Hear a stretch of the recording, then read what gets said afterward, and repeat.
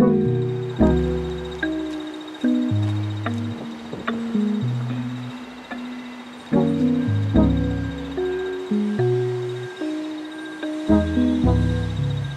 name is Carlo. I'm the Urban Agriculture Manager at Santropol Roulant, which is a community organization in Montreal, Canada. It's an organization that uses food to bring people together, to break social isolation, and to make sure that people have enough to eat, so to increase food security. We started 20 years ago as a Meals on Wheels organization, which is a service in which we deliver meals 5 days a week to people who have a loss of autonomy or a loss of mobility. Here we are on the roof of Santropol Roulant, which is one of our 3 production sites.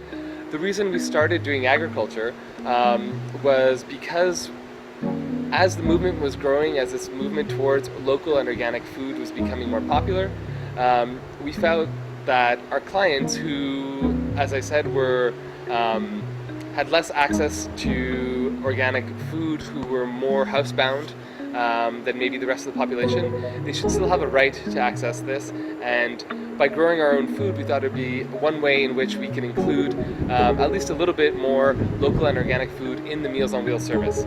So that's kind of the philosophy of where we started from.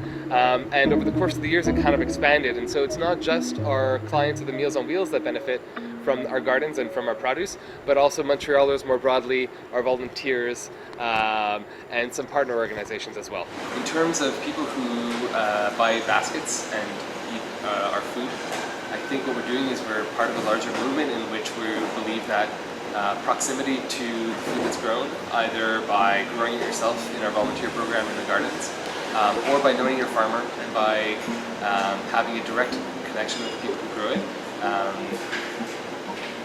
brings you closer to the food you eat, and it, in doing so, makes you appreciate more where it's coming from. It makes you recognize that an eggplant is not just a commodity that you've bought at the store that comes in and every eggplant looks the same.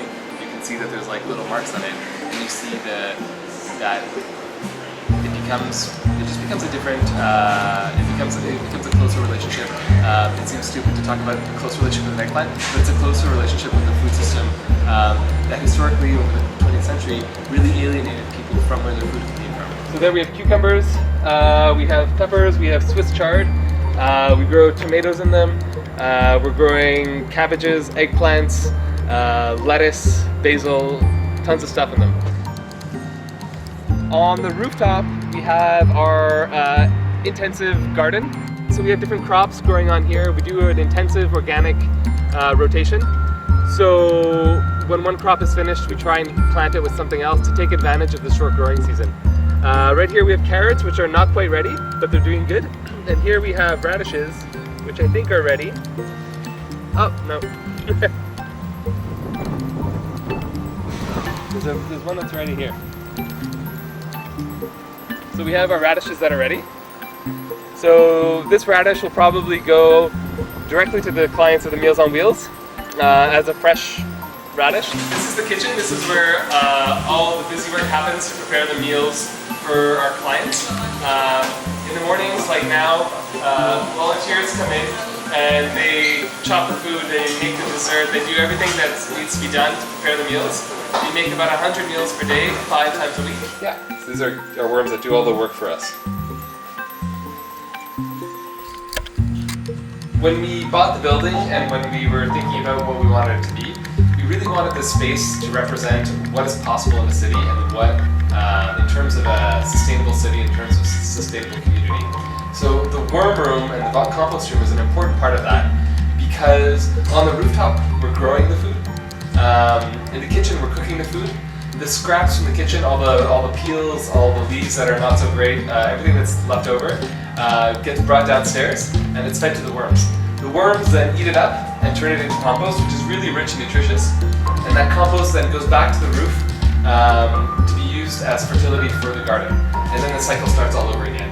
It's not 100% closed loop, and we're not aiming for that. What we're really aiming for is to show people a different way in which cities can be productive spaces. They can be spaces which waste materials are reused and recycled, and that spaces that are underused, like rooftops, can become productive spaces. It's not a silver bullet. We don't think that urban agriculture and this kind of model is going to solve all the problems that we have, but it's one part of a larger solution, which is what we're proud of.